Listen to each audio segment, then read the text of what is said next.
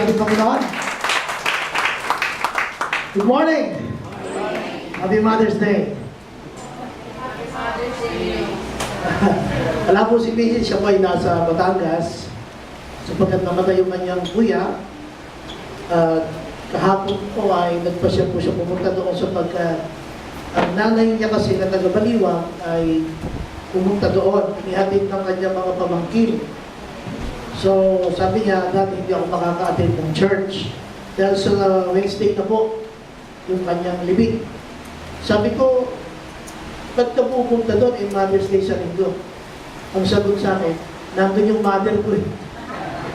Wala akong nagawa. Siyempre, mother niya yun. Gusto niya, kasi walang titingin pati. Walang titingin kasi nga, busy yung kanyang mga balai ng aking biyanan. Mga balay niya doon sa mga site ng kanyang napag-asawa, kaya hindi niya rin siya maasikaso. Kaya sabi ng bispo, siya na lang daw. Kaya po, nandun siya, kasama siya. Kaya kanina, ulang hapon, so flight ako sa bahay, ako nagsakay, ako lahat. Ang hirap talaga na walang nanay sa loob ng bahay.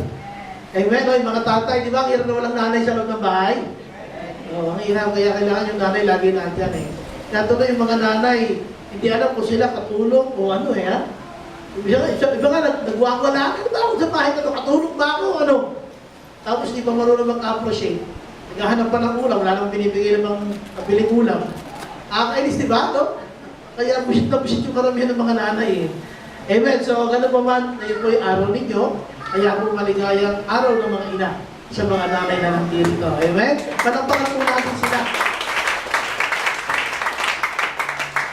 Sabi sa radio, or hindi ko makalimutan, way back many years ago, sabi niya, when God created wonderful people, they happen to be mothers.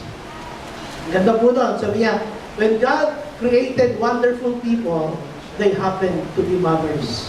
Amen? Napakasarap ng may nanay. Amen? O, yung mga nanay na buhay pa ang mga nanay, magpasalamat kayo. Buhay pa ang mga nanay ninyo. Sapagat nung pumanaw po ang aking ina, mas malakas po ang iyak ko kumpara nung mamatay ang aking ama. Ang dahilan ay sapagkat marami kami sikreto ng nanay ko na hindi alam ng tatay ko. At yung tatay ko naman, bagamat siya'y provider sa loob ng bahay, ay marami siya mga naitulong sa amin hanggang sa lumaki ako. Pero hindi ko alam bakit yung emotional attachment sa ina ay kakaiba talaga.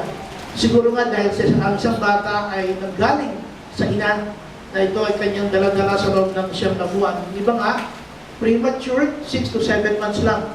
Kaya yung iba umaangal, hindi daw sila 9 na buwan, dinala. Itong buwan lang. Sapagkat sila ay premature. Amen. Okay, now, ang sarap po na merong magulang na tumitingin sa atin, pero alam po ninyo, may mga bata na hindi ito napapahalagahan.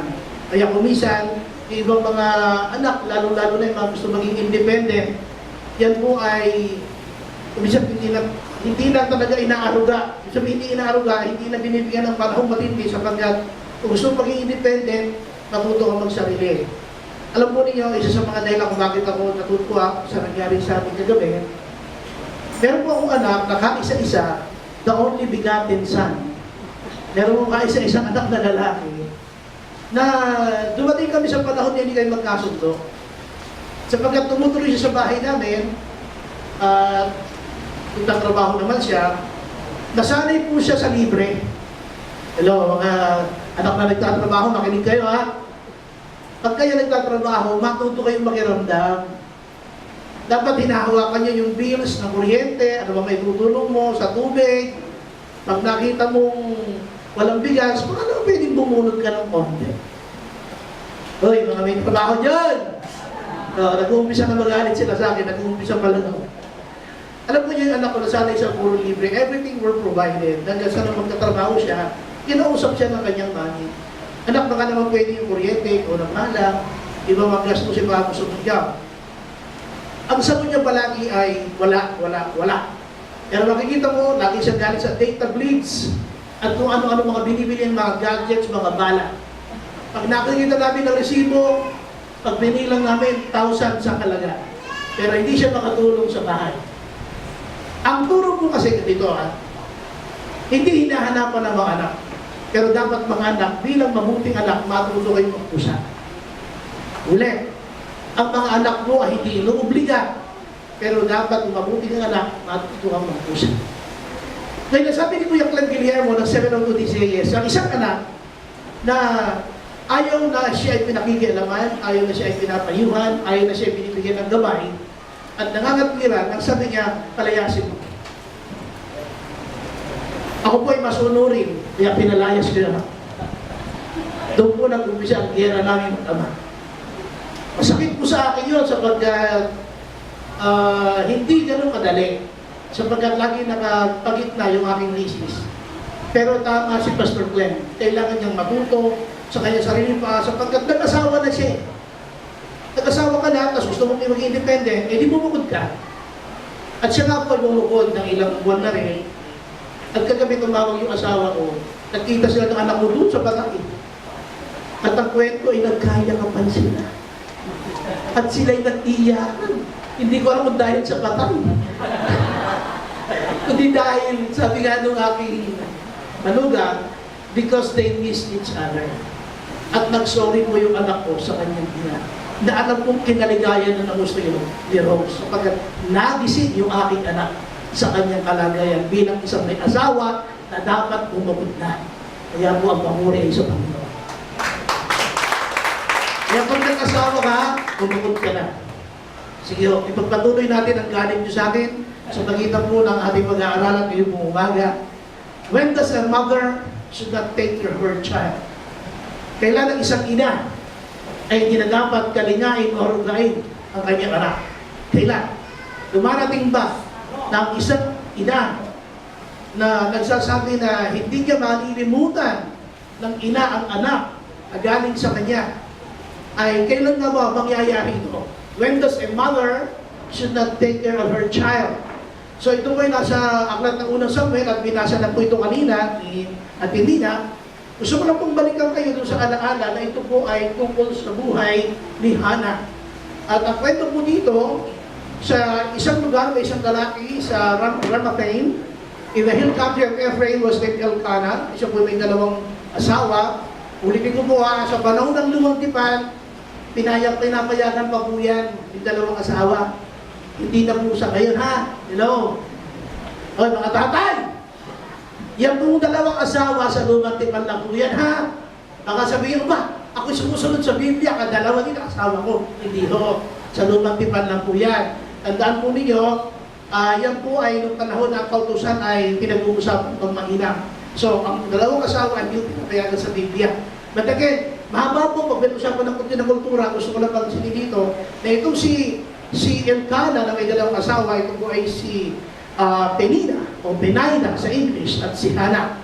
Ang sabi dito ng Bible, si Penina ay mayroong mga anak, pinagpala siya, pero ang sabi ng Bible, itong si Hannah ay hindi nagkaroon ng anak. At then magpapatuloy natin ang sabi rito ng Bible, so verse 3, Year after year, Elkanah went up from his town to Shiloh. He went there to worship and sacrifice to the Lord who rules over all. Pinagina, siya ay naghahandog sa Panginoon na naghahari sa lahat. Hophni and Phinehas served as priests of the Lord at Shiloh. Sila ay mga anak ni Eli. Sino si Eli? Siya yung priest sa loob ng templo. Every year at Shiloh, the day, sabi niya, would come for Elkanah to offer sacrifice. Siya ay pupunta doon. Ngayon, pag nagpunta siya, kasama niya, itong dalawang asawa niya, na naghahandog din. Kaya lang, yung isa nagkaroon ng anak, yung isa naman ay walang anak. Kaya ang sabi ito ng Bible, verse 6, Penina, yung may mga anak, teased Hannah to make her angry. Lagi siyang binubuisit, kinakantsawan. Bakit po? Bakit kinakantsawan? Sapagkat sa panahon ng lumang tipan, ang hindi pagkakaroon ng anak ay dalawa po ang dahilan. Una, sapagkat ito ay nasa ilalim ng sumpa. Kapag ikaw ay wala kang anak sa panahon ng lumang tipan, ikaw ay nasa ilalim ng sumpa. Ito'y parusa. Sa ibang bahagi ng lumang tipan na tinuturo yan, pag hindi ka naman nagkaroon ng anak, sinadyang mangyari ng Diyos upang maipahayag ang kanyang kapangyarihan. So, yun po ang dalawang bagay na yun. Now, yun po ay nagsasabi tungkol sa kultura. Now, sabi ng verse 7, Penina teased Hannah year after year. Yung maghahandog sila doon. Binubuisit niya itong si Hannah. So, sabi nito ng Bible, si Elkanah ay lagi nakikipag-usap. Ano sabi niya? Sabi niya rito kay Hannah, Hannah, why are you crying? Bakit ka ba? Malungkot na malungkot, bakit ka umiiyak? Why don't you eat? Why are you so unhappy? Don't I mean more to you than 10 sons? Higit pa ba sila kaysa sa akin? Higit pa ba ang 10 anak na lalaki yan kaysa sa akin? Sabi niya rito. Now, tutuloy po natin dito, sabi ng Bible, Hannah was very sad, verse 10. She wept and wept. She prayed to the Lord. She made a promise to him. She said, Lord, you rule over all. Please see how I'm suffering. Show concern for me. Don't forget about me. Please give me a son. If you do, ang binigyan mo ko ng anak, ang sabi niya, I'll give him back to the Lord. Then he will serve the Lord all the days of his life. Galit salita, the Lord answered the prayer. Pagkatapos na siya, kundi ng Panginoon ang kanyang panalangin, ang sabi rito, habang sinanalangin, si Eli, yung pinaka-sacerdote, o yung chief priest na sa templo, ay napagmasdan siya. Pinagin verse 12. As Hannah kept on praying to the Lord, Eli watched her lips. Hindi lumalabas yung salita, bibig lang, labi lang ang gumagalaw. She was praying in her heart, her lips were moving, but she wasn't making a sound. So ang napagkamalan ni Eli na siya ay lasing, kaya ang sabi niya verse 14, how long are you going to stay drunk? Stop drinking your wine. That's not true, sir. And I replied, I'm a woman who is deeply troubled. I haven't been drinking wine or beer. I was telling the Lord all my troubles. Don't think of me as an evil woman. I've been praying here because I'm very sad. My pain is so great. So sabi ko ni Eli, okay, go in peace. May the Lord, may the God of Israel bless you. Ganit siya nagkaanak siya. At pagkatapos, yung damating yung panahon na sila ay nagkaanak, ibinigay niya itong anak niya, ito na si Propeta Samuel, doon kay Eli. Ngayon, ang gusto ko pansinin niyo rito, ano ang kinalaman nitong title natin? No, bakit ang isang ina ay darating yung panahon na hindi na dapat pangalagaan ang kanyang anak? Alam po niyo, kung babalikan ninyo yung ana-ana ng mga kahapon o taon na lumipas, ang isang anak, bago mo yan na ipagbuntis ng isang ina, napakadami niya sakripisyo. Siguro kung napagbasta niya niyo, mga mister, kausap ko dito, kung napagbasta niyo kung paano nabuntis ang inyong asawa, magmula doon sa panahon ng paglilihi, ng mga humihingi ng mga bagay na imposible. Sipin niya, naghahanap ng grapes na kulay puti, duhat na kulay puti, kamyas na matamis. Ano ba? Natulog ka ba tayo rito? Kung ano-ano pinag-iingi, kaya ang tindi ng hirap, hindi lang po ng mihis, pati po ng mister. Kaya hanggang sa siya may panganak na. Pero alam niyo ba yung pagdadalang tao, napakahirap din, napakaselan. Hanggang isang babae po ay nagdadalang tao, napakamaramdami.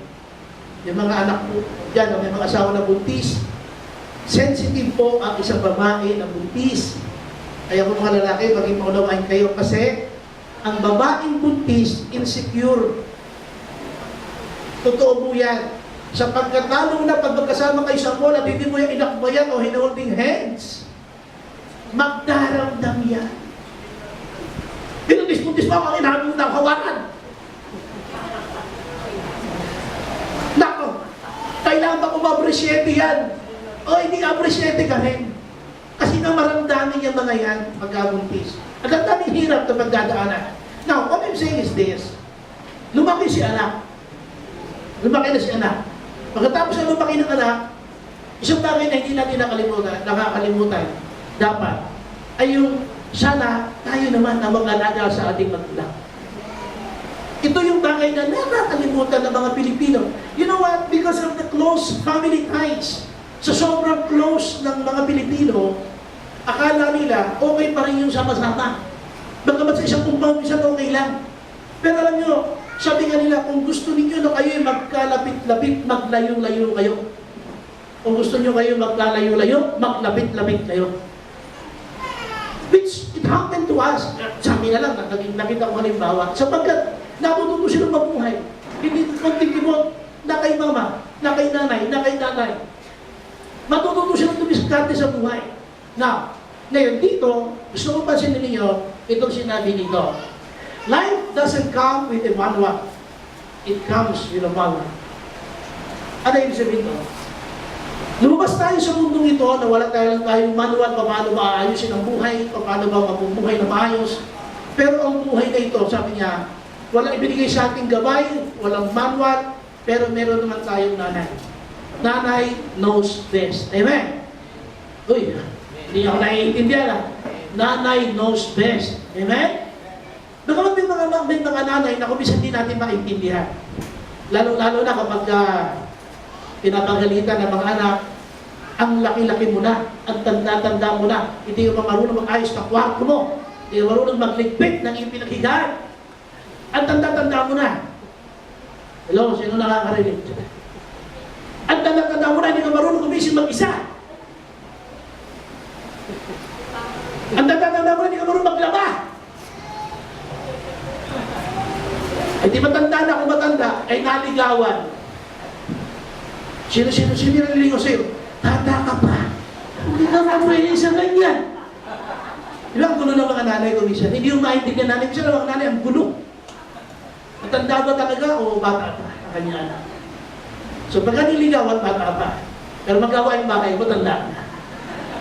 So dito gusto ko na isipin yung mabuti. Sabi dito kasi, life doesn't come with a manual. It comes with the mother. When you have the mother, it completes your life. Why? The mother will guide you to everything. Alam niyo ba, I was reading a book. Sabi niya, even without the help of the father, the mother has a long influence to her child. Kahit wala yung kanyang tatay, ang impluensya ng ina sa kanyang anak ay napakalaki. Mas matindi. Kaya kumisan, kung gaano kalaki yung impluensya yun, kumisan na nakukopya lahat eh. Lahat nakukopya sa ina. Pati pagkilos, everything. Because of the strong influence ng isang ina. Hello, good morning. Galit kayo, di ba naman? Okay, manalangin muna tayo at ako'y mapatawad ninyo. Lord, we thank you for this morning as we study your word. We ask you to open our hearts at tulungan niyo, Panginoon, sa aking pag-aaral. Ay taas po namin ng maingat ang banal na pangalan. We ask, Lord, to give us the guidance as we study your word. And by your grace, Lord, makita namin, Panginoon, ang aming role bilang mga anak. At papahalaga namin ang aming mga ina. Maraming pong salamat, Panginoon. Pinupuri namin kayo, pinasasalamatan. Ilahin ko, Panginoon, ang iyong banal na Espiritu, na malaya mo makinig sa aming kalagitnaan. Ito po aming dalangin sa pangalan ni Jesus. Amen. Amen. Palakpakan natin natin. So, ang Mother's Day ay, saan ba nag-umpisa ito? Maraming origin. Doon lang tayo sa modern origin. So, Mother's Day started as a holiday honoring motherhood that is observed in different forms. Sa ibang mundo, iba-ibang pamamaraan nila ng celebration of Mother's Day. So, the American incarnation of Mother's Day was created by Anna Jarvis. So, siya yung pasimuno, promotor ng Mother's Day. Ito ay nangyari noong 1908 and became an official US holiday in 1914. Mentoring niya, kasama yan sa exam. So, Mother's Day was created by Anna Jarvis in 1908 and became an official US holiday in 1914. So, si Anna Jarvis would later denounce the holiday's commercialization kasi masyado na commercialize itong Mother's Day.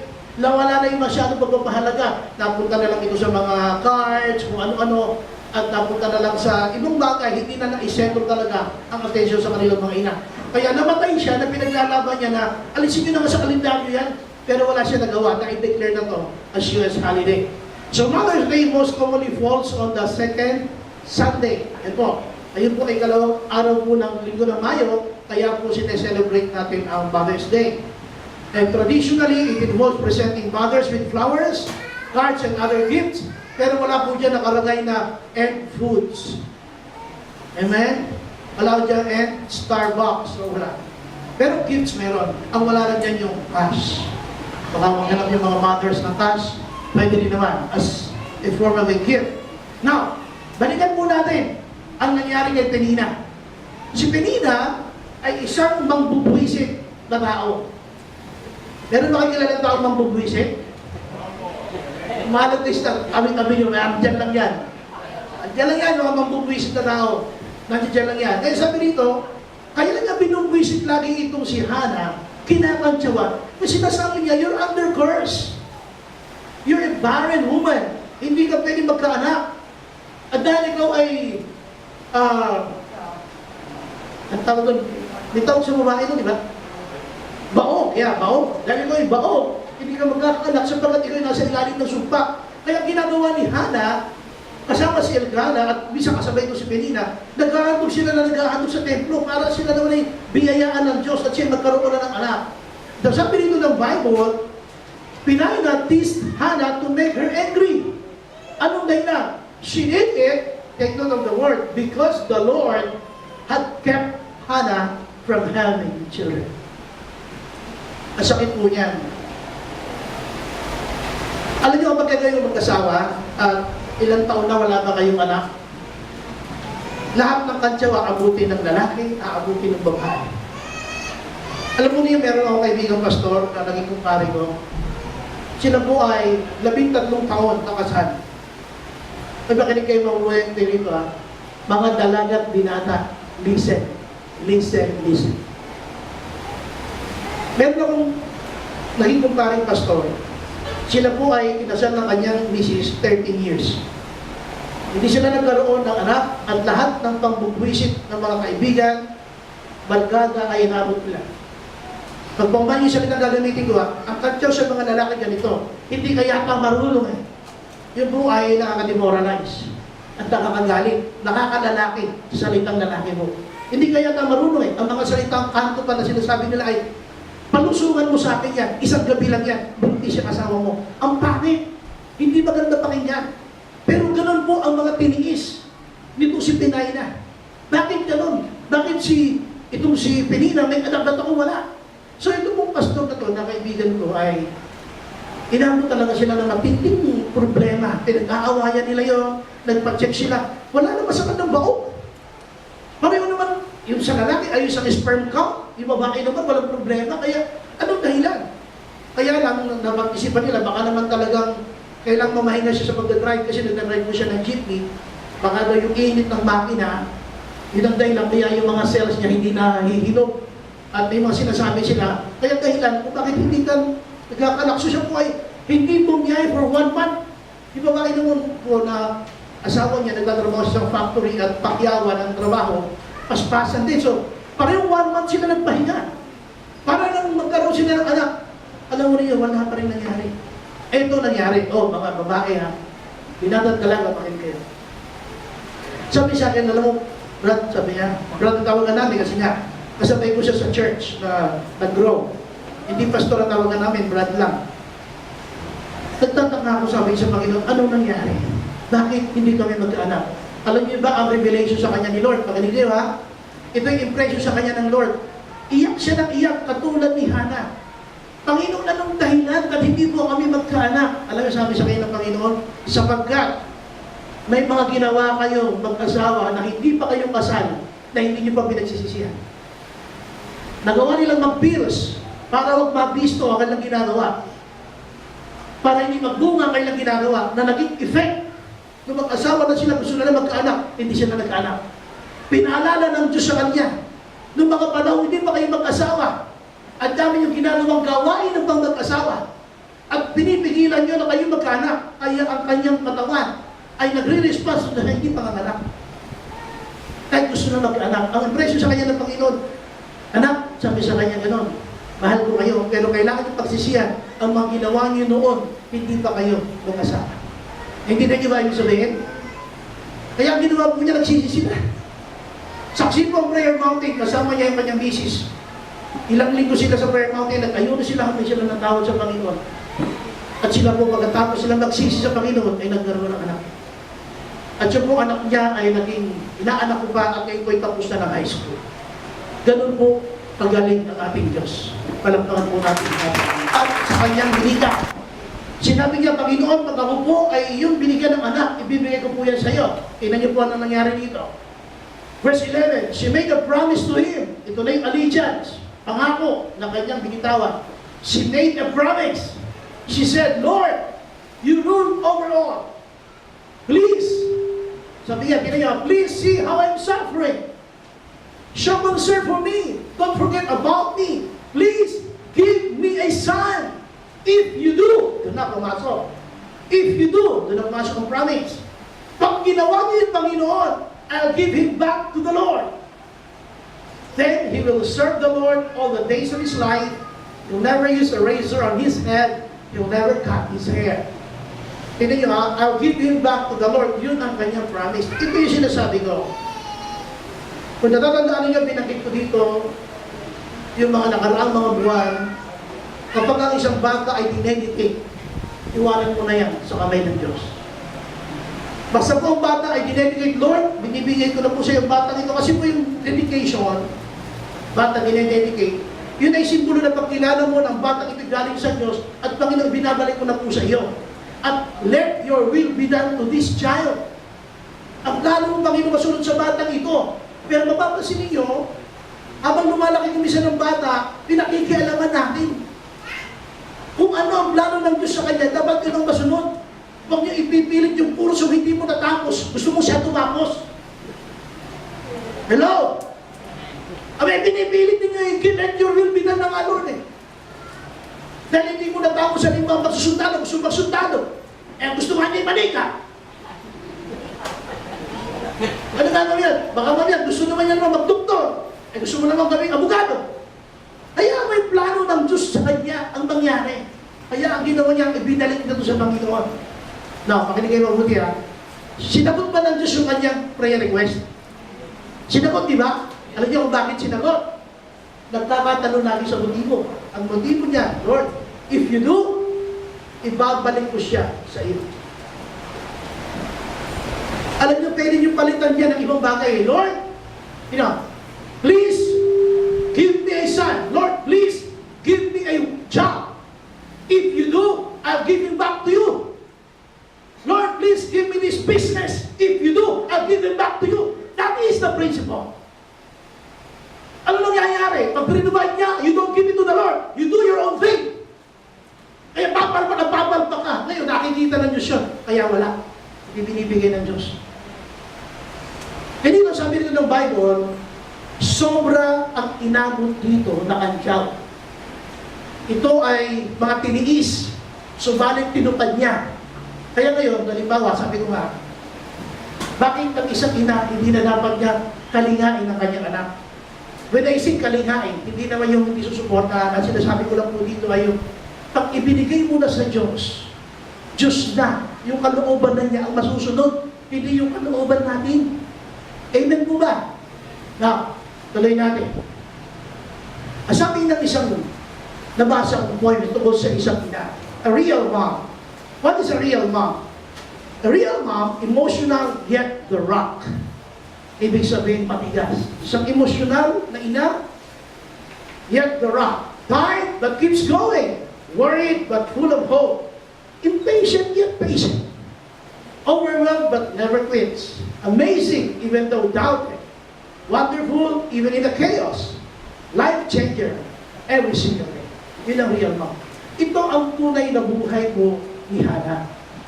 Nakakatuwa sa kanya, hindi pa siya nagiging ina, ganap. Wala pa yung anak niya. Alam niya ang prinsipyo na hinihingi ng Diyos sa pagiging ina.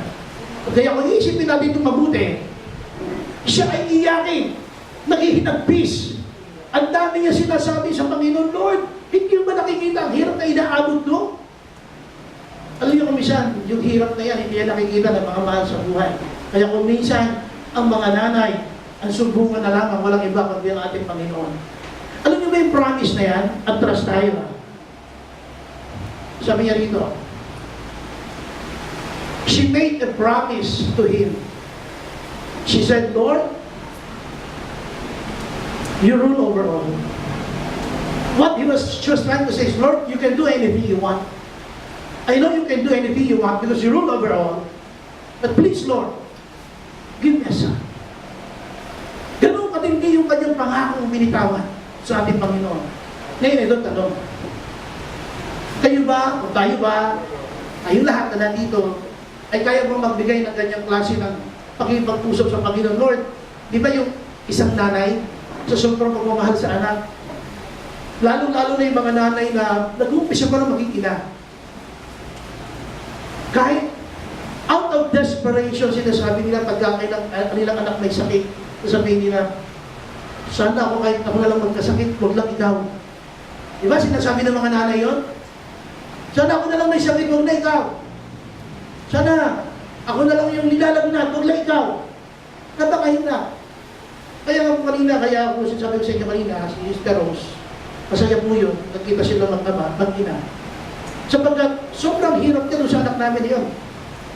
Siyempre niya doon po nakita yung kanyang pagmamahal. Alam mo, kasi po nagplano talaga kami isa lang maging baby namin. Kaya mo nagtatanong bakit isa lang. Sila po kasi 8. 8 sila. Pagsama-sama sila sabi niya, ang gulo-gulo namin, ayaw ko magulo. Kami naman, kaya gusto ko isa, 5 kami. Pagsama-sama kami, ang gulo-gulo namin, ayaw rin magulo. Gusto ko isa lang, saya ako, gusto ko isa lang. Kaya nagplano kami isa lang talaga. Pero alam niyo, nung nakita ko nagkaroon sila ng problema, damay-damay silang lahat. Ang sarap pala ng marami. Ang dahil magkakatuwang. Kawawa ka ko yung anak ko, nag-iisa. Sino katuwang nito? Ayun, si Lord na lang. Now, ang point ko ganito, kaya ko ito binabangin. Alam niyo nung, di ba yung bata kadala lang sa sakit niya, yung halak. Di ba? Yung pleba, hindi siya makahinga, kawawa naman siya. Dahil hindi nga namin pa alam yun, nung bago pala kayong mag-asawa, ang alam lang namin yung lalagyan mo ng yung eucalyptus para makahinga ng maluwag, lalagyan ng yung bulak, lagay sa ilong. Ganun lang alam namin, wala kang naiintindihan dyan. Pero, nakikita namin, hirap siya humiya. Tapos bisa papabugahan mo sa center.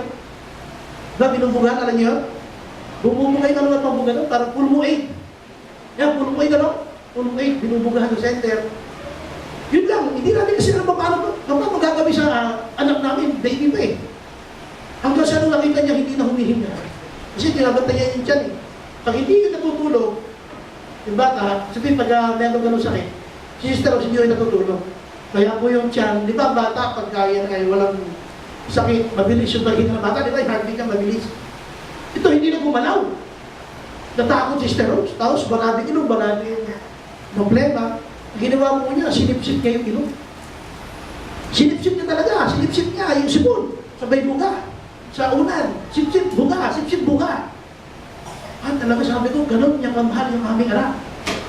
At parang, ewan ko, natanong kasi kung nakita ko sa kanya, kung pala nakita yung ganun. Na napakahirap, kaya tuwing magkakagalit sila ng anak ko, binabakit ko sa anak ko yan, kaya doon lang siya humihinto. Pagka yung medyo palaban, at sasagot ng pabalang, pag binatid ko sa kanya, humihinto na siya. Alam niya kasi istorya nun. What I'm saying is this. Ganun kamahal ng ina ang anak. Nagagawin niya ang lahat para sa kanya anak. Mamaya po sa mga kasunod ng mga talata nito, maintindihan niyo kung bakit kailangan ang isang anak na binigay na sa Diyos, pinagkatiwala na sa Diyos, ay hindi mo na dapat problemahin na mainam, lalong-lalo na kung malalaki na yan. Sapagat you have to think about yourself. Kapag ang isang anak mo ay malaki na, what they only need is only guidance, gabay lang. Pero yung plano ng Diyos sa kanya, dapat din ang masunod, hindi yung plano natin. Natinig ito, sabi nga dito ni Hannah. Ito po yung pangalawa, second main point. She said to her husband, when the boy doesn't need me to breastfeed him anymore, I'll take him to the Lord, to the Lord's house. I'll give him to the Lord there. He'll stay there for the rest of his life. Her husband Elkanah told her, do what you think is best. So, puntahan muna natin yung una nating point. Sabi natin, number 1 is allegiance. And number 2 is ascendance. Ano yung ascendance? Ito yung pag-aangat ng moral. Tandaan po ninyo, si Samuel na naging propeta dyan, yan po yung batang yan, ay anak galing sa ina na barem. Ulit ha? Si Samuel ay pinanganak ni Hannah na isang dating baog na kung hindi naghimala ang Diyos sa kanya, hindi siya magkakanak. Ascendance. Ano yung sabihin? Lalaki si Samuel na ang tawag sa kanya ay isang anak ng baog. At yun po ay pangit na katawagan sa panahon ng lumang tipan. Kaya po ang ginawa po ni Hannah, maliit pa lang, sabi niya, Lord, pag binigyan mo ko ng anak, ihahantog ko siya sa iyo Gusto siya yung Panginoon. Gusto niyang itaas ang moral ng kanyang anak. Gusto niyang ibangon yung moral ng kanyang anak. Kaya sabi niya rito, pagka siya ay naiwalay na, hindi na nagbe-breastfeed, iiwan ko na siya sa templo. I'll give him to the Lord. He'll stay there for the rest of his life. Ano sabi ni Elkanah, yung asawa niya? Do what you think is best. Hey, mommy knows best. Amen? Palapakan naman natin mga mami natin. Lagi palakpak niya parang sa mga kapitbahay lang. Yung pang nanay na palakpak. Yeah. So, tingnan niyo mabuti ito ha. Now, natin yung pangalawa. Punta muna natin ascendance sa tinatawag. Ang ascendance, the act of rising or moving up, the act of ascending. Yun ang iniangat niya yung moral ng kanyang anak. Alam niyo mo ang isang ina, agad maaari, walang pipintas sa kanyang anak. Oy, magsalita kayo mga nanay, hindi ho ba? Si Edith lang ang nanay dito. Hanggang maaari, huwag niyong pipintasan ang isang anak ng isang ina sapagkat siya magkakagalit kayo pag pinipintasan niyan. Hindi man niya magsasalita, pero tanda niya, paano mo sinabi, anong araw, anong oras, anong tono. Tanda niya lahat yun, maniwala kayo. Kasi nagtigil yan, isipin mo. Kaya nga maraming mga magulang, galit doon sa nagpangasawa ng anak, sasabihin niya, kung yung anak mo, gugulpin mo lang, sorry mo na sa kanya. Ganon sila, inalagaan ko yung anak ko na yan. Hindi ko yung pinagabuan ng lamok, pinag-aral ko yan, hindi ko yung pinag-aral para magulpihin mo. Sorry mo na sa kanya. Binabawi ko minsan ng mga magulang. Kasi mahal na mahal niya rin yung mga anak. Tapos gugulmahin na, gagawin ng patching ba?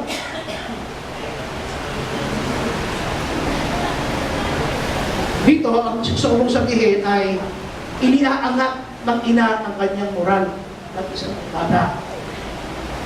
Sipin niyo mabuti. Di ba, meron kanta si Freddy Aguilar. Anong kanta ni Freddy Aguilar? Yung anak. Merong part doon kasi na gusto kong part, yung kaya lang pag kinanta mo, kailangan ang syllables magkaiwalay, hindi mabilis. Kasi pag binigkas mo lang mabilis, at hindi mo dinahandahan yung syllables, para kang nagmumura. At ang una mong nilapitan, ang iyong inang munuha, at ang tanong, anak, ba't ka nagkaganyan? Ayun. Ba't ko ito sinasabi? Kaya sabi ko, huwag niyo babasahin ng mabilis, para kasi mura. Tanguna mong nilapitan. Parang di ba ang mura? At ang kailang maliwanag yung at saka ang. Yung ascendance kasi, ayaw ng ina ng kanyang anak mapahamak. Amen? She knows what is best. Kung minsan na alam ng nanay ang mas tama pero hindi alam ng tatay. Minsan yung tatay alalang-alala, wala pa yung anak mo. Baka kung saan na nagpunta yan. Alalang-alam, di siya mamakali. Pero yung nanay, kalma ka lang. Abisado kayo anak mo. Hello, mga nanay! Diba sabihin ng mga nanay, naku, kilala ko yung anak mo, huwag ka na matalanta. Alam na alam ng mga nanay. Alam na yung pulso ng anak. Alam nila kung yan ay maglulugo, alam nila kung hindi, alam nila kung saan pumunta. Alam talaga ng nanay. Kaya sabi ni Elkanah, do what you think is best. Hindi ay pinilit yung kanya. Elkanah was the man. Dapat yung kanya masunod. Pero isinabing niya yung kanyang idea. Sapagkat alam niya, si Hannah ay alam yung best para sa kanilang anak. Ito yung isang maganda sa isang ina. Na kung minsan binabaliwala ng mga anak. Hey! Mga anak, usap tayo ulit. Nakipag-usap lang naman ako. Naku, masama tingin sa iyo nun, anak. Hindi, usap lang kami. Naku, tigilan mo. Pag may magandang advice si nanay, makinig kayo. Hello? Masama tingin nun, anak. May masamang intention sa iyo. Ayaw mo makinig. Sa nalaman mo ba na huli, nagkakaproblema ka na. Ewan ko kung napanood nyo na yung, napanood ko lang kasi nung nagbiyahe ako sa Bulacan. Sa bus, merong pinalabas sila na pelikula. Yung friend request. Napanood nyo na yun? Yung friend request na movie. Sa Facebook talaga galing. Yung kwento niya umiikot sa Facebook. Ang title ng movie, Friend Request. Hanapin niyo yung movie niya. Sabi ko, grabe pala ito. Kasi duda na siya kung tatanggapin niya yung friend request. Sabi ng mga friend niya, sabi niya, okay lang siguro ito yung pala. Meron ng nagmamaniobra na sa kanyang buhay. Medyo may witchcraft na nangyayari, nabibiktima na siya, nagtitibad na kung ano-ano. Kasi nga inad niya. Tapos nagwawala pag hindi niya binibigyan atensyon. Panoorin niyo po yun. Yun ay kung matapang kasi mura niya. Pero mag-pray po na kayo pag binasa. Pinanood niyo. Kasi medyo mayroong demonic part doon sa pelikula. Pinipigilan na siya ayaw makinig. Ito mga kaibigan, what I'm saying is this, sa mga magulang, ang dami pagdagpayo, pakinggan natin, tingnan nyo kung isang bata ay walang balak yan bigyan ng magandang buhay ng isang ina, hindi na yan bubuhayin.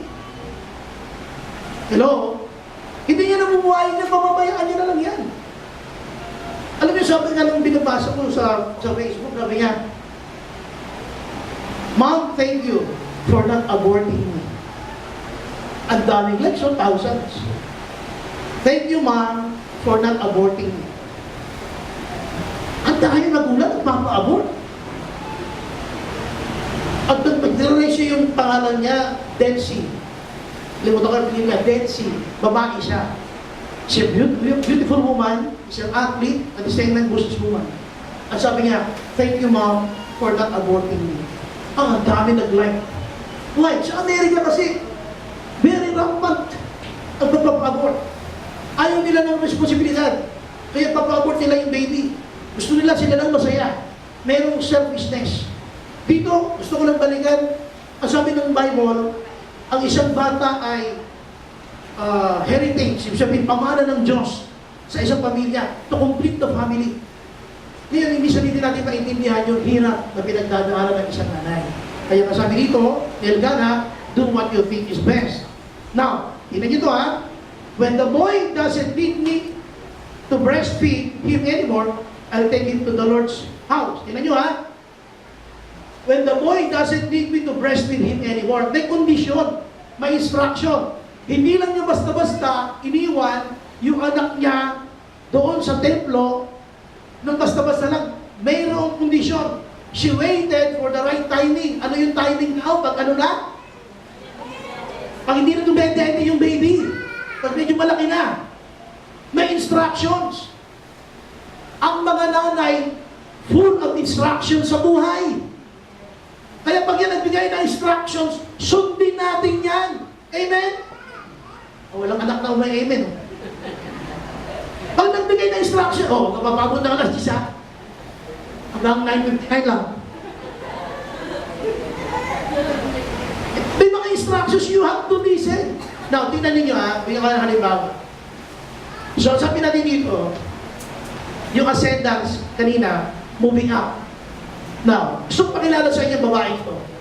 Si Susanna Wesley ay isang ina ng 11 na anak. Susanna Wesley. Siya po ay mayroong anak na 11, mother of 19 children including John and Charles Wesley. So sabi dito, kahit sa kabila ng kahirapan, very poor ang kanilang pamilya, very poor. She dedicated her life to instill a sense of destiny. Yan. Talagang ginugulo ko ang isip ninyo para hindi nyo mahuli na kasulat.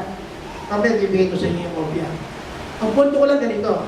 Sino si Susanna Wesley? Mother of 19 children. At ang dalawa naging pangunahing anak niya, si John and Charles Wesley. Sino yung mga yan? Isa sa mga naging anak niya, si John Wesley. Si John Wesley is known for two things. Siya ang founder ng Methodism. Di ba narinig niyo yung Methodist? Mga Methodista? Tatlo po ang founder ng Methodist. Una, si John Wesley. Yung kapatid niya na si Charles Wesley at saka si George Whitefield. Tatlo po sila na mga founder ng Methodist. Ang Methodist ay kamukha po natin sila. Born again, the same belief. Kaya lang, ang kanilang mga kantahan ang magkakaiba. Dahil sa kanila ay meron silang mga hymnals.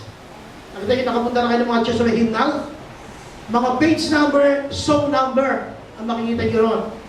In the 1700, when land travel was by walking, horseback, or carriage, Wesley launched more than 4,000 miles a year. During his lifetime, he preached about 40,000 sermons. He is the 15th of 19 children of Samuel and Susanna Wesley. Ibig sabihin, si Susanna Wesley, ang laki ng problema niya, pagpapalaki sa kanya 11 na anak. Alam niyo ba ang kwento ni Susanna Wesley? She was a very prayerful mother. Alam niyo paano siya nakakaroon ng time para sa kanyang prayer life? Sa ilalim siya ng lababo nagtatago. Doon siya nagpe-pray sa ilalim ng lababo. Kasi pag sa CR, tinakatok siya. Sabi, 11 pa naman na bata. At isang katok lang yung sunod-sunod, wala. Mahirapan ka na ron. 11. Ang ginagawa niya, nagtatago sa ilalim ng lababo. Doon siya nagpe-pray, yun ang kanyang prayer closet. At napalaki niya yung kanyang mga anak na matitino. Yun ang sabi ko mga instructions sa bahay. Ang dami lang instructions. Siya nakakatuwa sa mga instructions niya. Sabi niya, walang ibibigay na iiyakan mo. Mga bata. Diba? Karaniwan sa mga bata, para hindi kayo hiningi, iiyak. Ang kanya, ganon, ganito. Walang ibibigay na iiyakan mo. You ask for it politely. Kailang hingin mo sa kanya na maayos. Pag umiyak ka, walang bibigay sa'yo. Umiyak kayo. Uminto ka, hingin mo na maayos, bibigay mo sa'yo. Napaka-disiplinadong ina. Napaka-prayerful. Full of instructions. Inangat niya ang moral ng kanyang mga anak. At dalawa nga dyan ay yung sinasabi natin si John Wesley at yung isa, si Charles Wesley. Sino si Charles Wesley? Was the 18th of Samuel and Susanna Wesley. Ang 18, pangalawa sa bunso. At tingnan nyo naman, sabi nito ng Bible, he was born prematurely in December 1707. Premature siya, pinanganak. Nung siya pinanganak, para siyang patay, he appeared dead. He lay silent, wrapped in wool, for weeks. He was said to have averaged 10 poetic lines a day for 50 years. And he wrote 8,989 hymns. Kaya kung meron silang lumang hymns, na pagkamanan ditong lasing, si Hannah ni Eli, yung pinakasaserdote sa templo. Pero siya ay nagpe-pray na, Lord, bigyan mo ako ng anak. As Hannah kept on praying to the Lord, Eli watched her lips. Kasi her lips were moving without any sound. She was praying in her heart, her lips were moving, but she wasn't making a sound. Eli thought Hannah was what? Drunk. Kala niya lasing. So, nung napagkamalan niya lasing, anong sinabi niya? How long are you going to stay drunk? Stop drinking your wine. Ano yung sabi niya rito? It's not true, sir. Binasa niyo yung mga sumunod. Hindi po ako lasing. Nagpe-pray ako. Ito. Usap tayo, mga tatay, mga nanay, mga anak. Pinag-usapan natin appearance. Napagkamalan siya na isang lasing. Pero kung mapapasiyo, nagpe-pray siya na karoon ng anak. Yun ang kanyang hinagpis. Let's go to the current situation. Mga tatay, ang mga asawa natin, yung mga nanay niyo, mga anak, hindi ho yan papasexy ang appearance. Hindi mapaganda yan. Ang physical body ng isang ina is deteriorating. Paiba ng paiba yan. Kung di yan tataba, magiging sakitin, dami naging nararamdaman sa katawan. At kung di mo siya magiging sakitin, marami nararamdaman sa katawan, hindi mo man lang tinanong kung bakit nagkaganyan ng iyong ina. Kaya kanina siya sabi ko sa inyo, ang langit ng hugot ni Freddy Aguilar. At ang una mong nilapitan, ang iyong inang lumuluha, at ang tanong, anak, bakit daw nagkaganyan? Dapat baguhin natin. Ulitin natin yung liya, baguhin natin yung liya. At ang una mong nilapitan, ang iyong inang lumuluha, at ang tanong, inay, ba't ka nagkamali? It's about time you ask your mom, Ma, ano nangyari siya? Sobrang ang hirap, inaabot ng nanay mo sa'yo. Kaya nagkaganyan yan. Sobrang ang hirap. Hindi natutulog. Kaya nagka-amnesia. Lahat ng pwede gawing trabaho, gagawin. Kaya nagka-hide. Ang nakakalungkot dito, kumisan, may mga mister na naiiba ang tingin sa misis. Kasi hinahanap niya yung sexy nung panahon ng kadalagahan. Wala na yun. Hinahanap mo ba yun? Kaya iba, may mga ibang lalaki na tumitingin sa ibang putahe na mas bata at mas mabango. Eh siyempre, iniintindi na ang sarili niya eh. Iniintindi nito mong pamilya. Papakainin lahat yan. Papaliguan kung meron mo papaliguan dyan. Mag-iintindi pa sa bahay. Eh yung gusto mong tingnan babae eh, sarili ko lang iniintindi nun eh. At pabango sa sarili, yun lang. Alam niyo kung magbabasta lang natin ang trabaho ng isang nanay maghapon, mahihiya tayong mga lalaki. Alam mo matulong yung mga lalaki, pero pag tininan nyo, magmula sa bata, tutor, teacher, pag napakaway ang bata, may problema ang anak, advisor. Pag walang pagkain, cook.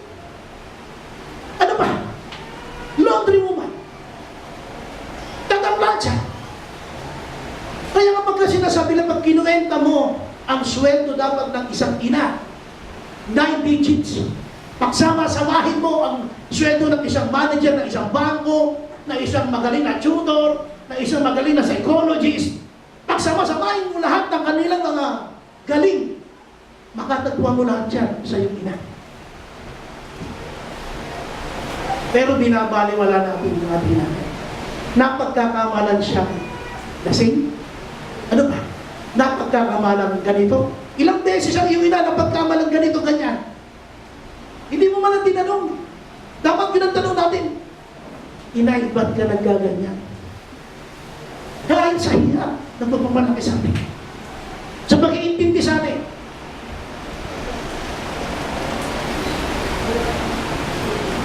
Siguro ito'y may nanay. Para walang maamin. Wala kay nanay, no? Paano kayo magkasama?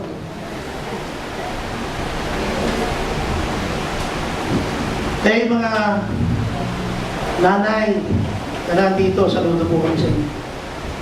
Alam po natin ang mga nanay, hindi naman yan perfecto. Nagkakamali din yan. Pero hindi ho yung lisensya para sagot-sagutin natin sila. I'm saying it from my experience. When I was in elementary, yung first year high school, palasagot po ako sa aking magulang. Naintindihan ko lang na ang tindi pala ng kasalanan ko. Doon po ako yung born again na. Doon ako ay nasa fourth year school. Doon ko nakita, ang laki pala ng kasalanan ko sa aking magulang. Appearance. Kumusta ba itsura ng nanay mo? Kinahihiya mo ba yan? Hello? Yung iba dito, halos kahiya yung nanay. Ayaw isama yan sa ano, sa mga recognition, isasama kung sino-sino. Ayaw isama yung nanay. Kasi di maayos manamit, baduy. Arte mo. Nakakagigil. Yung iba, kala mo sino magagaling. Dadating ka sa bahay. Nakanda mo na yung gamit ko, kaya yung pinabili kong ano. Wala na eh. Nag-status update na ako, hindi ba nabasa? Ano ginawa sa nanay mo? Katulad mo na puro pa isang iniintindi? Naglalaba yan? Nagluluto ng pagkain mo, pagdating mo? Tapos kung ano-ano mga demand mo sa nanay mo. The appearance of the mother is deteriorating physically. That's why they need more concern. Kaya po ngayon, kaya sinasabi ko, tsaka it's about time naman. Ikaw naman ang umalinga sa iyong ina. May anak ka na, may asawa ka na. Ano na iba naman, konti kamot mama. Malaki ka na, konti kamot nay. Ano ba? Wala ka bang ba? Konti problema lang, nakananay, puro nanay. Kailan ba tayo kikilos naman para sa nanay natin? The appearance. Eli thought Hannah was drunk. The appearance of her mother, Miss Samuel, was obviously not really good. Hindi maganda. Kaya kung ang nanay mo naging masasakitin dahil yun sa'yo, kahit hindi sa'yo. Bakit tumaas ang blood pressure niya? Sa dami ng iniintindi sa buhay niya. Marahil hindi lang sa'yo, mga kapatid mo, kasama yung sa mga bayarin sa bahay, paano mabubuhay, kasama lahat yun. Minsan ay mga mister, problema pa tayo ng misis. Kung mamin yung naniniwala doon, wala. Walang mister dito na problema ng misis, ako lang. Lahat ba ng mister dito ay okay naman sa mga misis? Si pastor lang talaga may problema sa misis niya. Alam mo ninyo, mga nanay, kaya din naman yung mga tatay ay kahit hindi sinasadya, napapalingo sa ibang babae. Alam naman namin busy rin kayo talaga. Kaya pag alam nyo na paparating si mister, magpabango naman kayo ng kahit konti lang. Konti lang. Walang mabango eh. Kahit yung downy na lang. Wala talaga yung downy na lang. No, just kidding. Sabi ko, parang iba naman yung amoy. Alam mo na prito ka ng tinapa, alam kong ikaw ay nagpaksiw dyan ng kung ano-ano. Please naman. Kasi may mga mister talaga na very inconsiderate. Na imbis na tumulong, ang pangit ng tingin sa kanilang mga asawa. Nagagawa bang tumingin sa ibang babae? Sino rito yung mga mister? Taas nga ang kamay. Mister! Marmamil. O ikaw ba? Wala ka sa? Videoan mo nga ito ha. Para makita ni Nel. Video mo yan. Tinitataas sa kamay. Wala ka sa. Okay. Huwag naman tayong matutokso sa ibang babae. Kawawa nga na may misis natin. Pagod na pagod niya sa bahay, sa trabaho. Kung nag-work yan sa office. Huwag naman tayo matutokso sa ibang babae. Isipin niyo naman yung hirap na pinagdadaanan niya ngayon. Napakalaking insulto na halos ikamatay ng misis yan. At tumingin ka sa iba. Magka-problema na yan sa iba. Huwag niyo lang ibabagsak ng matindi ang kanilang dignidad. Pag tumingin ng isang lalaki sa ibang babae, bumababa ang tingin ng babae sa kanyang sarili. At ang hirap ibangon nun. Ang hirap ibangon. Kailangan ng matinding sakripisyo, pagtitiwala ng muli para maibalik. Kaya po tayo mga mister, maging considerate po tayo sa mga misis natin. Ang appearance po nila ay hindi yan papunta doon sa nakaraan nila. Na kung gano'n sila ka-sexy noon, ay gano'n uli ngayon. Hindi po. Kasi nag-produce siya ng babies. Nag-intindi sa buhay. Ang daming concern issues of life na inattend nila. Kaya nahirapan sila physically. Kaya dapat, it's time naman na tayo naman ang umarga sa kanila. Tama na yung palagi na lang sila nag-iintindi sa akin. Tayo naman. Enough naman. Siguro na sobra na, may asawa ka na, may anak ka na eh. Mama ka pa rin ng mama. Meron tayo isang kapatid sa Panginoon. Kasi kung bansa siya ngayon. So sobrang pagiging matulungin niya sa kanyang ina, damay pati mga kapatid niya. Isipin mo na pabili ng mantika, hinihingi pa sa abroad. Nakakagigil yun. Ano yung masyado yung inabuso yung tao? Pero nagpapadala siya kasi mahal niya yung kanyang ina. Pero yung ina, binibigyan sa mga kapatid. Hindi makatiis yung nanay. Kaya naman tayo magsisikap talaga. Bigyan naman natin ng kaukulang pagpaparangal ng mga nanay. Wala, anong inaabot nila? Sama ng loob sa mga anak. Ang hindi sumusunod. Dadagdagan pa na sama ng loob ng mister. Tapos minsan, pinaghahanapan natin sila ng matindi. Pag tinignan nyo sa sakripisyo ng isang ina, mahihiya po tayo. At maaawa tayo. Kung meron man dapat gawin doon, sabi ko nga, it's about time tayo naman ang tumingin sa nanay natin. Bakit ba yung nanay ko ay lumago ang paningin? Siyempre, bakit ba yung nanay ko ay... Kasi may mga nanay kasi nakatanda na nag-aaral pa eh. Kaya pag nalaman mo yung gano'n, yung mga nanay nung kung eskwela mo, ganito ganyan, matalino, ganyan.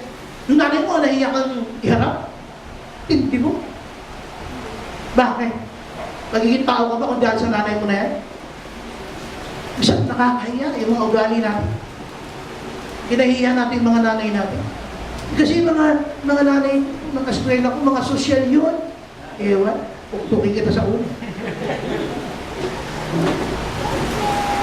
Nakakagigil lang po talaga. Kasi mga bagay na dapat sabihin natin sa nanay natin, Nay, sorry sa lahat. Yung mga panahon na, hanggang ngayon naman. Hanggang ngayon. Ganun pa rin tayo.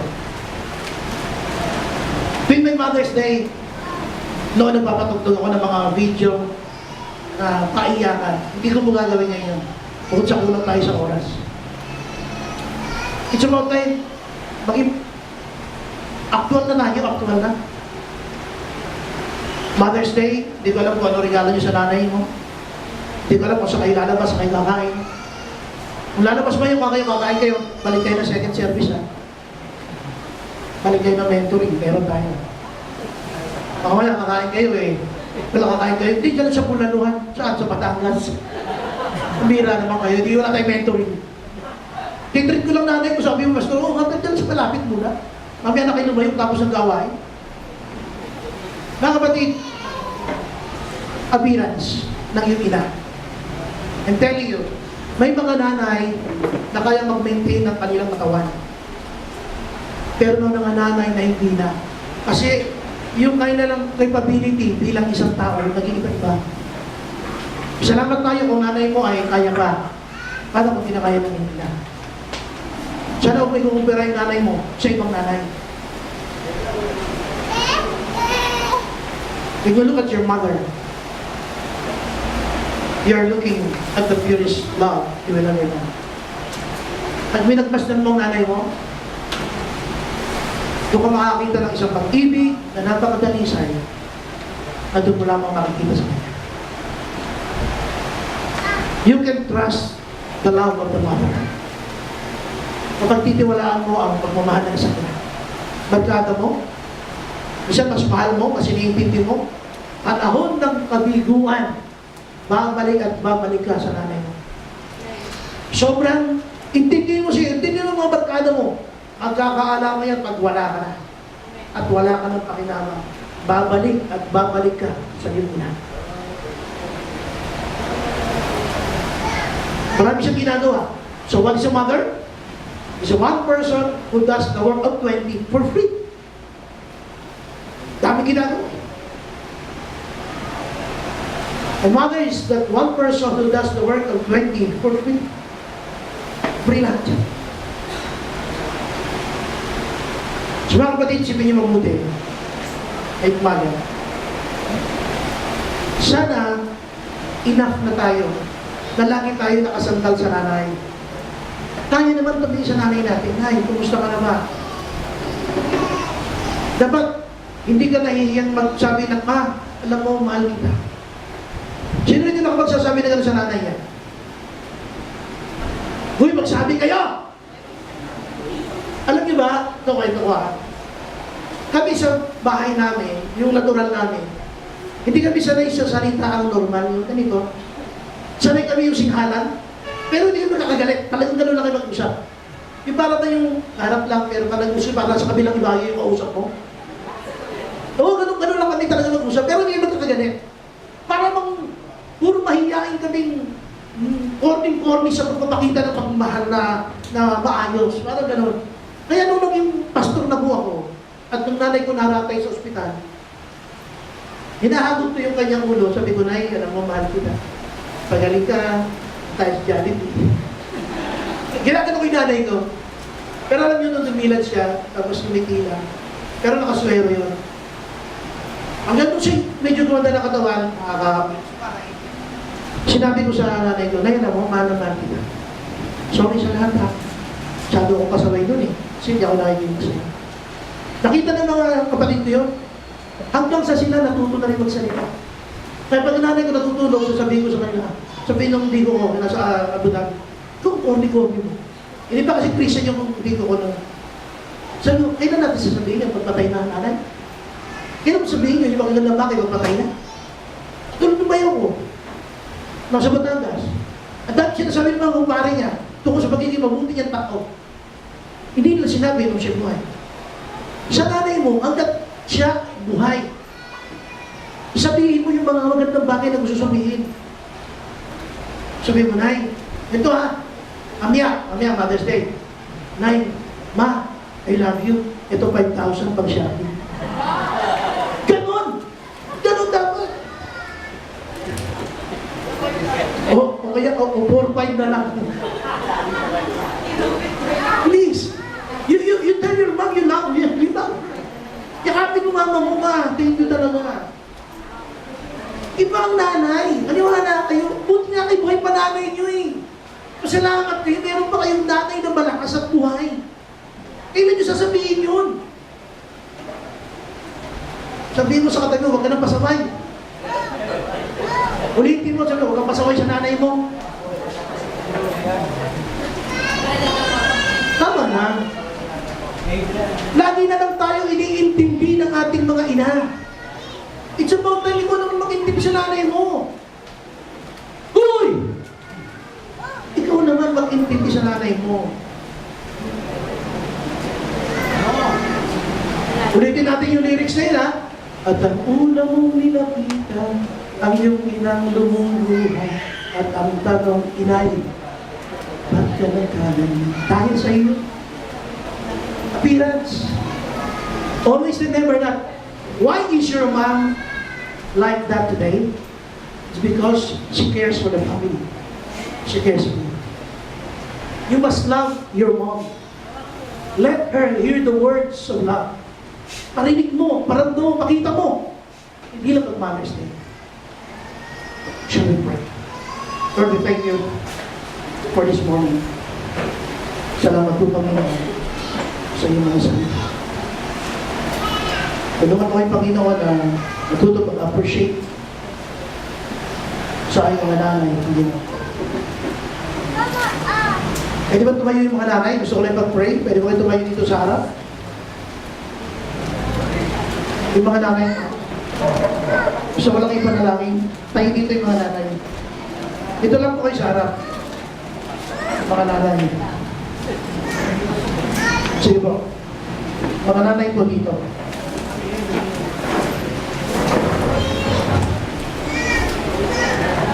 Sige po, ito po kayo, mga nanay. Dito. Yan, mga nanay.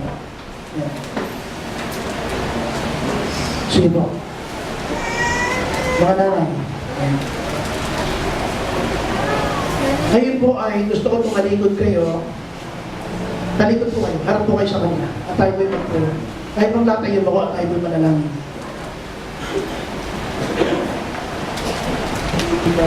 Panginoon natin. At ngayon po Panginoon ay nais namin silang pasalamatan sa kanilang mga buhay. Pinupuri namin kayo sa pagkakabinigyan ko sila ng lakas upang arugain kami, Panginoon. Upang kaligain kami. Wala pa, Panginoon, sa umpisa na kami pinanganak. Kasama mga kapatid ko. Pag-aaruga sa aming buong pamilya. Pag-iintindi sa mga pangailangan sa bahay. Kung minsan, Panginoon, hindi namin sila na-appreciate. Lord, this morning, dalangin mo, Panginoon, biyayaan mo sila, Panginoon, na iba yung pangkalakas at pisikal. At hayaan mo, Panginoon, ang bawat puso nila ay ibangon mo, Panginoon, lalo na, Panginoon, mga nanay dito na parang nadi-discourage, very low moral. Panginoon, aking mo panalangin ay natuto ko yung magsabi, Panginoon, mahal ka namin, nanay, mamahal ka namin. So ngayon, oras na ito, Panginoon, nais mo namin ng ilang tawad sa iyo bilang amin.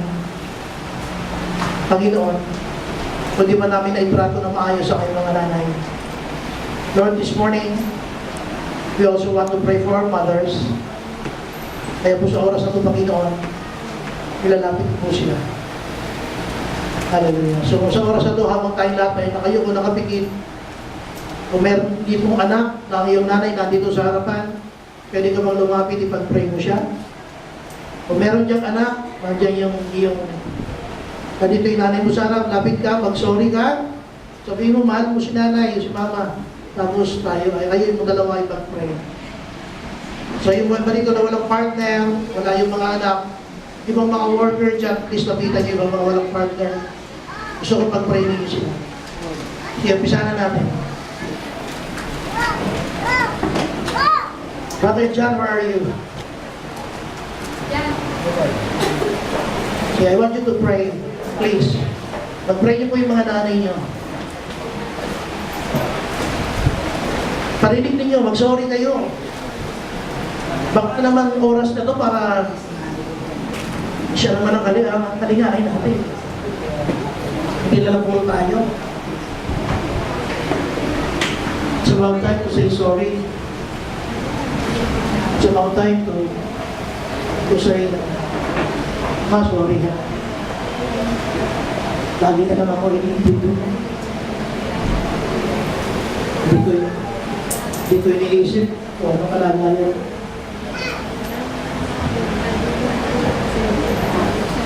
Sige po, kayo mo ay magkusa. Humingi ka ng tawad, di ko yan. Sabihin mo, na mahal mo si mama mo. Pag-pray mo siya sa oras na ito. Kung na kailangan humingi ka ng tawad, humingi ka ng tawad. Sorry ka, pagiging kasabay mo.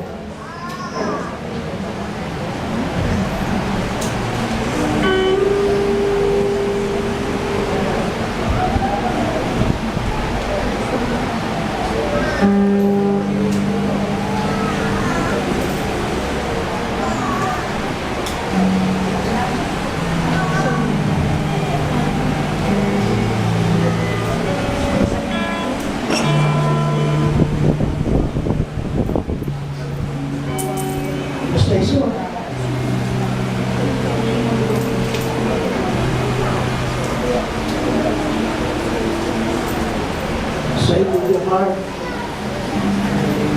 Say thank you to your mom.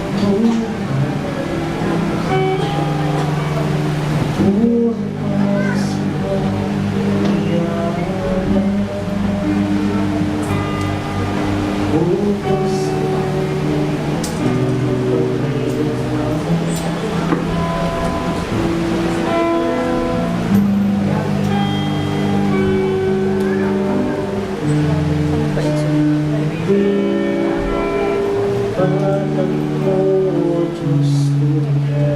Ibig mo luwagas sa walang kapatid sa aking puso, sa aking buhay. Puri pagsambang iyagan, O Kristo, mapapailan.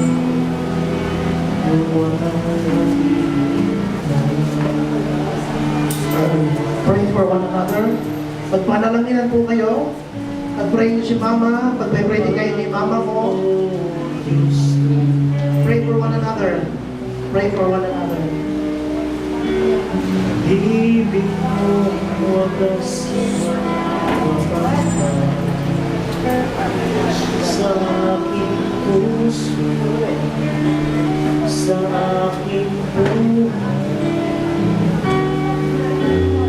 Puri pagsambang iyalan, O Kristo,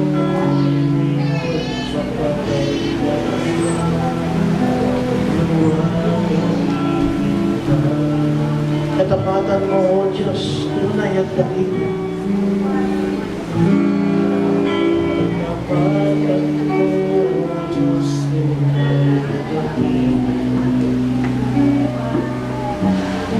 Ibig mo wagas at walang kapanggan sa aking puso, sa aking buhay. Puri pagsambang iyalan, O Kristo, ngayon mapapailan. Luwalhati kita.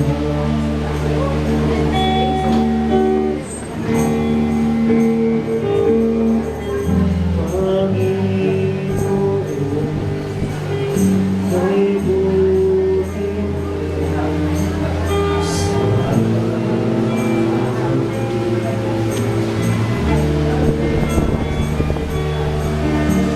ikaw lang ang tanging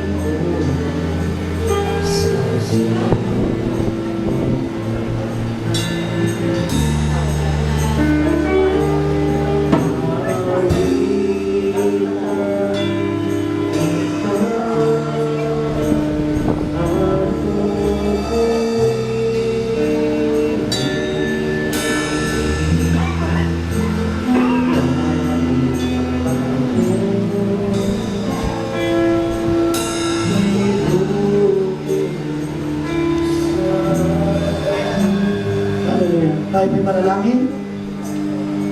Lord, we thank you sa aming mga nanay na nandito po sa aming harapan.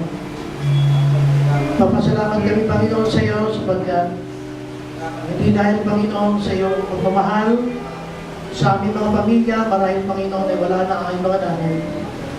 Salamat, Panginoon, sa kanilang katiyagaan, sa kanilang pagmamahal, sa kanilang pag-ibig, sa kanila, Panginoon, walang sawa na pagpapaalala sa tuwi-tuwi na sa pagkakano nila kanilang mahal. Panginoon, patawarin niyo po kami bilang isang mister, bilang isang anak, o minsan, Panginoon, nakadadagdag pa kami sa mga problema ng aming mga magulang, lalo na pong aming ina. Lord, forgive us at times we were so insensitive sa kanilang mga nararamdaman. Sometimes we don't care about their feelings because there are things that we insist. Dahil, Panginoon, may mga bagay na gusto namin gawin. Lord, this morning, we want to thank you because you gave us a mother like our mother that we have in the family. Salamat, Panginoon, sa mga nanay. Binigay mo, Panginoon, sa umagang ito, O Diyos. Patuloy mo paranas, Panginoon, ang pagpapatawad sa iyong mga anak na humingi ng tawad. Patuloy mo paranas ang kapayapaan sa loob ng pamilya. Patuloy mo paranas, Panginoon, ang pag-iibigan na magbibigkis-bigkis sa isang pamilya, Panginoon. Salamat, Panginoong Diyos, patuloy kayo maghari sa aming mga tahanan. At kami, Panginoon, bilang anak, bilang ama, bilang asawa, ay makipakita namin ang aming role sa aming pamilya. Yes, Lord. It's about time na sila naman ang aming aruin. Sila naman ang aming intindihin. Sila naman ang aming dapat kalingain. Maraming pong salamat, Panginoon.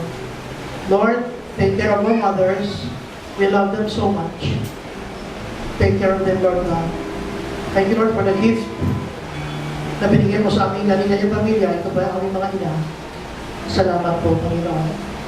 Bless each family na nandito, Panginoon. Pinapuri mo namin yung pinasasalamatan. Continue to protect each family. Ilayo mo kami sa anumang Panginoong hidwaan o relasyon na hindi ayos sa loob ng pamilya. Let the love coming from you unites everybody, Panginoon. Maraming po salamat. Ito po ang aming dalangin sa pangalan ni Jesus. Amen. God bless you. Makakapit na po kayo. Pero mga nanay, maiiwan po. May bibigay na po tayo sa mga nanay. Kung sa mga anak ng mga nanay, pwede na po kayo maupo. Yung mga nanay, maiiwan lang po. Mga nanay, mga nanay. Mga nanay, maiiwan lang po. Pero yung mga asawa ng mga nanay, magubuan na po kayo. Yung asawa ng mga nanay, at mga anak ng mga nanay, maupo na kayo. Ay, di ba?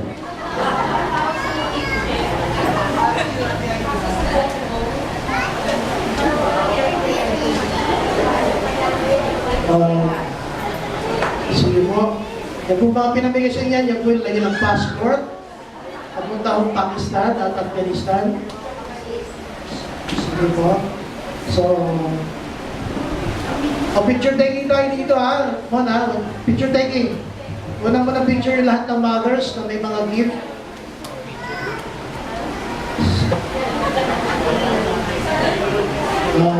Ayan, mga nanay. Ate Edith, sama ka na sa pila. Gift, picture taking. Nagwala mo sila ng picture lahat sila. Harap po kayo kay Christine doon po. Harap kayo kay Christine. Doon po kay Christine. 1, 2, 3. Isa pa po. 1, 2. Okay, maraming po salamat. Happy Mother's Day. Makabulag mo kayo. God bless you po. Ate Nance.